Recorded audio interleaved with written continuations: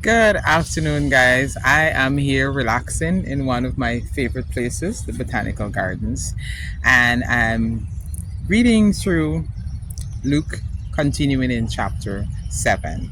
Now, reading from verse number 31, it says, Jesus talking, he turns and he says, "To what then shall I compare the people of this generation?" And he says, "And what are they like?"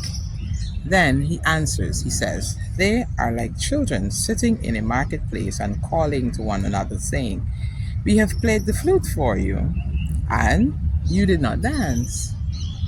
Then we sang a dirge, which is a funeral song, and you did not weep. For John the Baptist has come neither eating bread nor drinking wine, and you say, he has a demon. Yeah, the Son of Man has come eating and drinking, and you say, look, a man who is a glutton and a wine drinker, a friend of tax collectors and sinners. Yet wisdom is vindicated and shown to be right by all her children." In other words, he says, hey, listen, at the end of the day, it all boils down to you. Because when people look, regardless of what you do, they will talk, they will label you, they will think all sorts of things.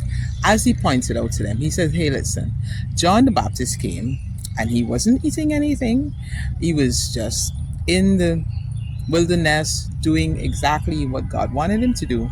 And yet people had issues with what he had to say and what he was eating. He wasn't eating, he wasn't it. And then he says, hey, now the Son of God has come to you and he's eating. And you say he's a glutton. And he's sitting with tax collectors and all these different things. In other words, people will always have something to say. And that's why he goes and he says, yes, wisdom will be vindicated by all our children. In the long run, it is up to me and you to do exactly what we know we need to do, the things that we know are right. It's not about looking at the opinions of others, because if you keep looking for the opinions of others, it will never measure up. You will never measure up. You won't always hear what you want to say. I mean, I've got some good friends, I've got a good circle around me who are very encouraging and and so on and all those nice things.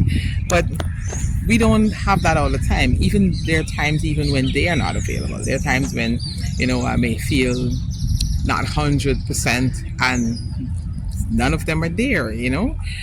So it all boils down to you. Whether or not people are watching, whether or not people have their own opinion on what they think the situation is, remember, at the end of the day, it all boils down to you. You've got to do what you know is right. And so that's when he said, hey, listen, I'm going to do what I got to do. And that's what he ended up. He went all the way to the cross. He bought forgiveness for us. And so you and I have a better chance of doing God's will, of fulfilling our destiny in the days and the months and the weeks ahead. Remember, whether you eat, whether you drink, people are going to have something to say. If you don't eat, they're going to even have a problem with what you do eat if you do eat. So remember, all boys down to you. As you go into this weekend, do the things that you know will make you happy and will make God pleased. Be kind to others. Do things that shows the love of God, the compassion of God, shows that God is still alive, and let others know that, hey, he is. At the end of the day, it all boils down to you. Not what people say, not living to please others, but to please God in everything that we say and everything that we do. Have an awesome weekend. Remember, he loves you, and I do too. Be blessed, guys.